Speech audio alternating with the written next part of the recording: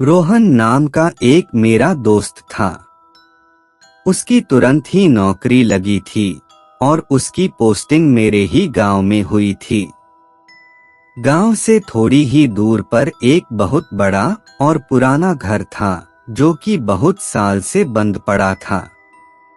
रोहन ने किराए पर रहने के लिए वो घर ले लिया और आराम से अपनी नौकरी करने लगा। कुछ समय बाद कुछ ऐसा हुआ, एक रात जब वह सो रहा था तो उसे एक अजीब सी आवाज सुनाई दी, जो किसी जानवर के आवाज की तरह थी।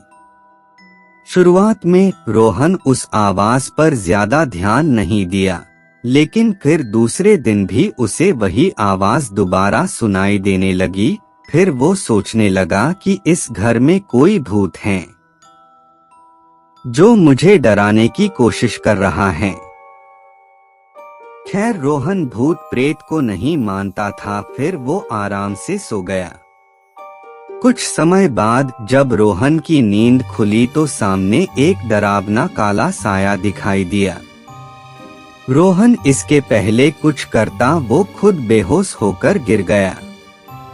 कुछ घंटे बाद जब उसे होश आया तो भागकर उस घर के मालिक के पास गया और सारी घटना के बारे में बताया। फिर मालिक ने रोहन को बताया कि हमारे घर के ऊपरी मंजिल में एक भूत रहता है। बहुत साल पहले इस गांव के कुछ लोग उसके साथ गलत व्यवहार करके उसकी हत्या कर दिए थे। तब से लेकर आज तक उसकी लाश का पता नहीं चला है। कई लोग तो यह भी बताते थे कि रात के समय में इस रास्ते से अगर कोई जाता था तो वो भूत उसे अपने घेरे में ले लेता था और कई दिनों तक उसका पीछा नहीं छोड़ता था, लेकिन उसे अभी तक कोई देखा नहीं है। कभी कभी उसकी डरावनी आवाज सुनाई देती थी और सबकी नींद उड़ा देती थी।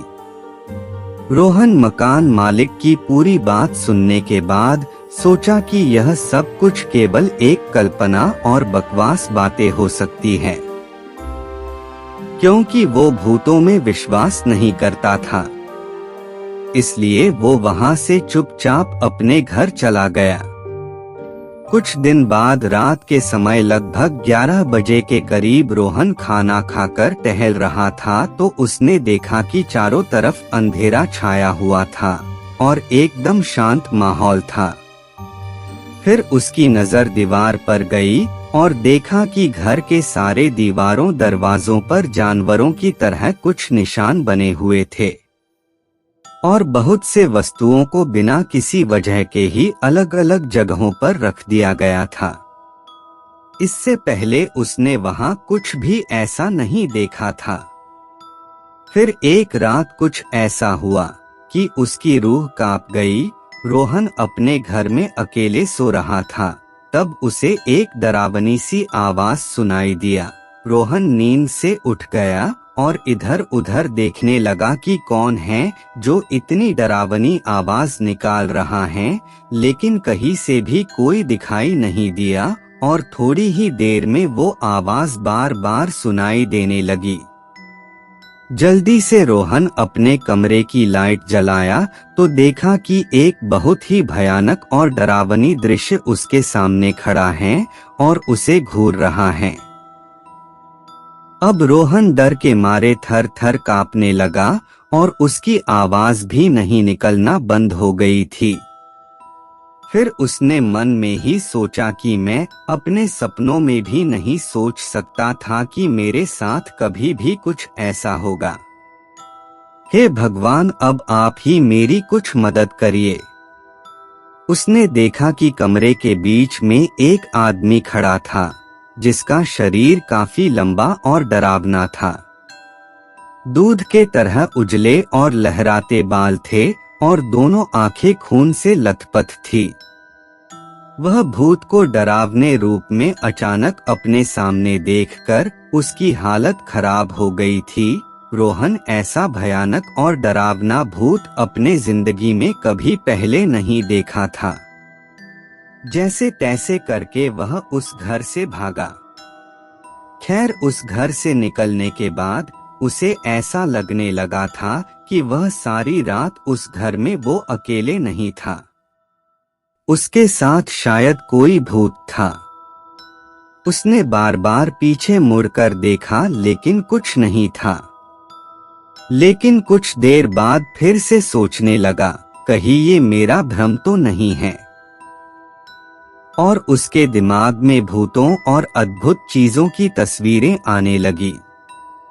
सच्चाई जानने के लिए उसने दोबारा उस कमरे में जाने का फैसला किया, लेकिन इस बार उसने अपनी दोस्त को साथ लेकर गया।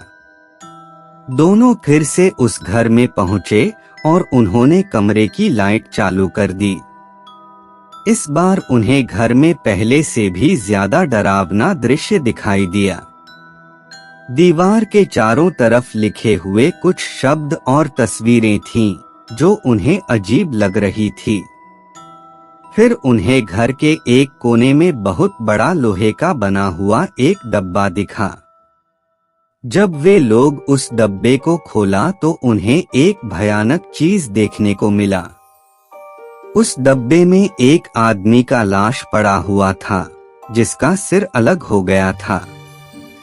वो दोनों उस लाश को देखकर पहले से और ज्यादा डर गए और उसे वहीं छोड़ दिया और उस घर से निकलकर भागने लगे। लेकिन जैसे ही दोनों वहां से भागने लगे, वैसे ही उनके कानों में एक डरावना आवाज सुनाई दिया, जैसे उन्हें कोई भूत कह रहा हो, वही रुक जाओ, यहाँ से वापस जाने का सोचना भी मत, अब तुम दोनों मेरे शिकार बन गए हो, रुक जाओ वहीं पर, नहीं तो मैं तुम्हें अभी मार डालूंगा।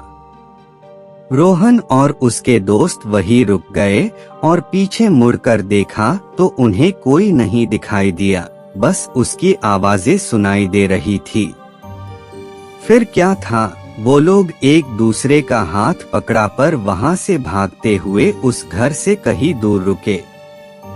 थोड़ी ही देर में सुबह हो गई।